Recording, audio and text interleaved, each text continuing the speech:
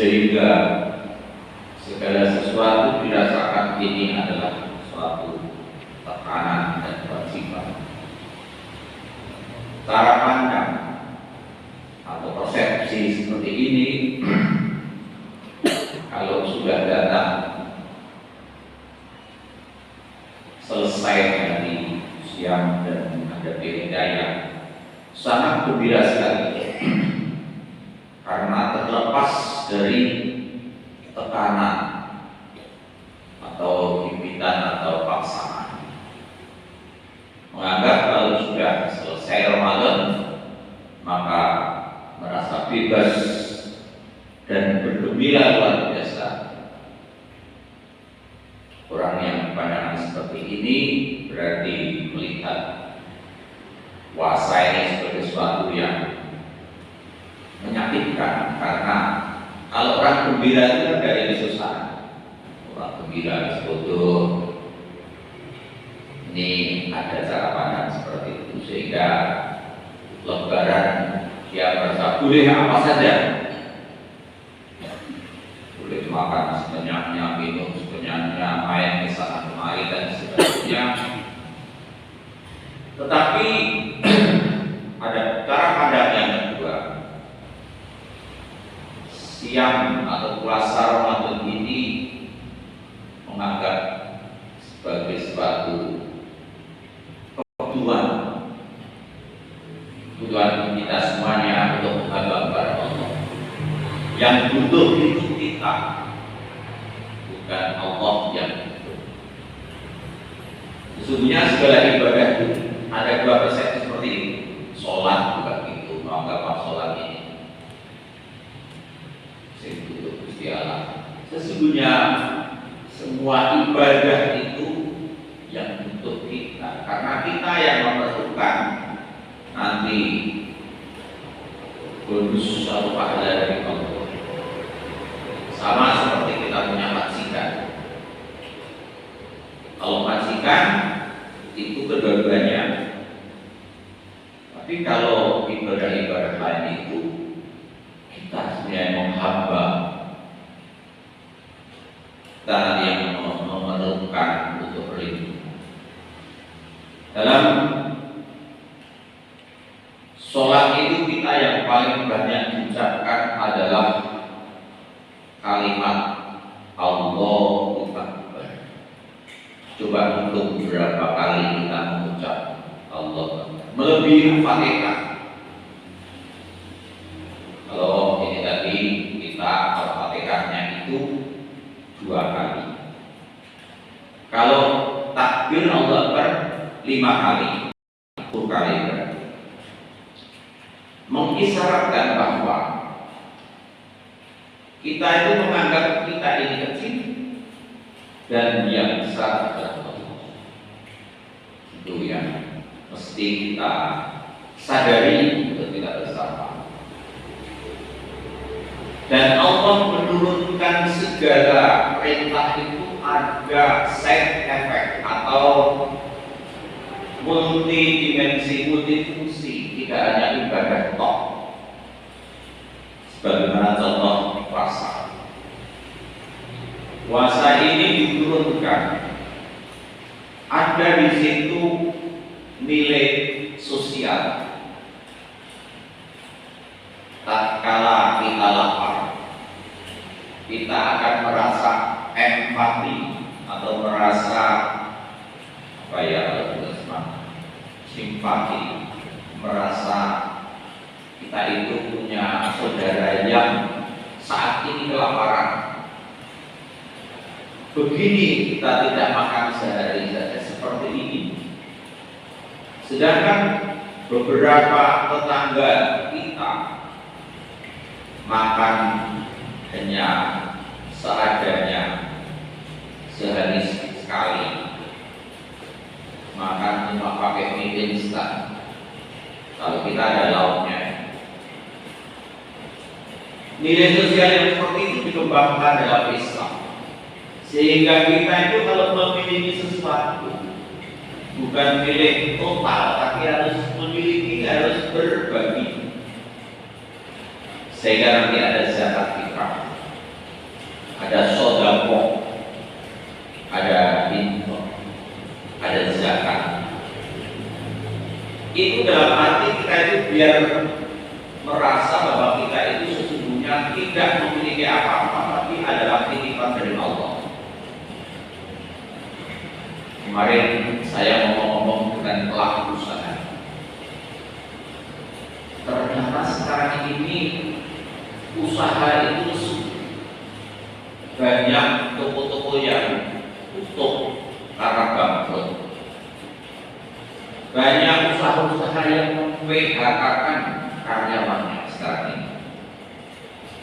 Dampak dari krisis ekonomi. Orang yang tadinya kaya, cukupan, lalu tiba-tiba miskin, itu sakitnya berat. Kalau yang tadinya miskin, kok miskin lagi sudah biasa. Tapi tadinya orang itu punya duit, makan enak. Tiba-tiba perusahaannya bangkrut, tutup usahanya, punya utang banyak. Itu sakitnya luar biasa.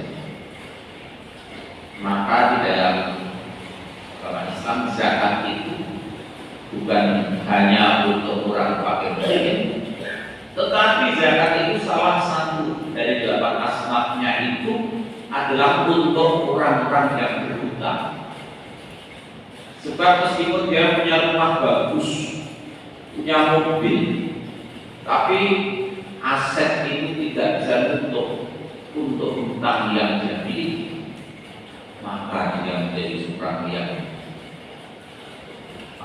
duafa. Kelihatannya rumahnya bagus, tapi hutangnya banyak. Dan kalau aset yang dimiliki itu dijual, itu nggak bisa menutupi hutang-hutang. Nah, orang yang seperti ini juga wajib dizakati, meskipun dia tidak miskin di sekolah. Kemudian saat ini dalam aspek sosial kita lihat di Aceh ini dan di Sumatera Utara ini, karena kebetulan Aceh itu ternyata banyak orang-orang yang tidak punya rumah.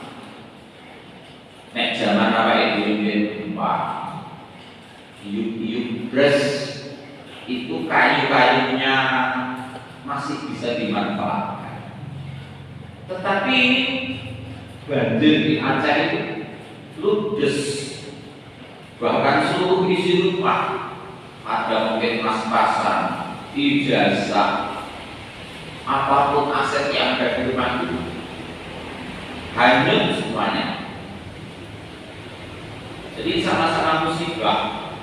Nah, gempa itu masih lumayan, tapi ini banjir itu sebabnya kabeh, rumahnya saat sini, bahkan ada anaknya juga ikut yang meninggal.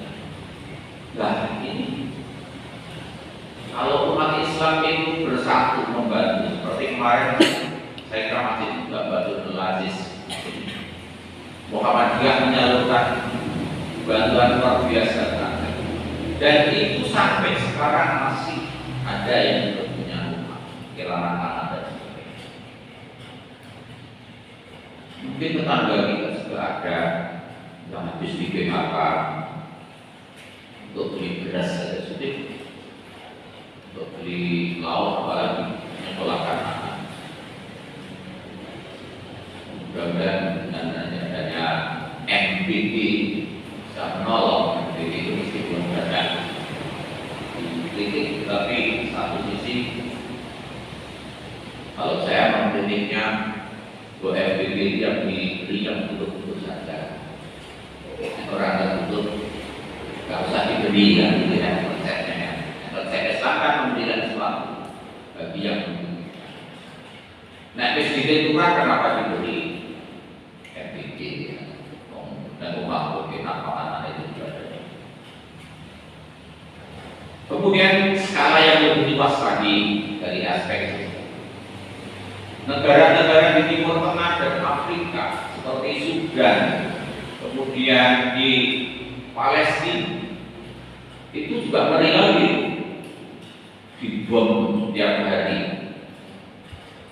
dibayar harus apanya, harus transportasinya itu. Sudah itu perang saudara berkecamuk terus-menerus sampai sekarang sehingga rakyatnya miskin. Alhamdulillah di Indonesia ini kami tidak ada. Kemudian di Afrika kelaparan yang melanda. Itu kalau kita melihat dunia, banyak orang-orang yang kesusahan. Maka konsep Islam sebagai wujud syukur tidak cukup mengucap alhamdulillah, tapi mari kita berbagi. Lihatlah dulu, berbagi itu di antara diri. Barangkali tetangga sebelah dia nggak bisa makan, dia nggak bisa beli beras.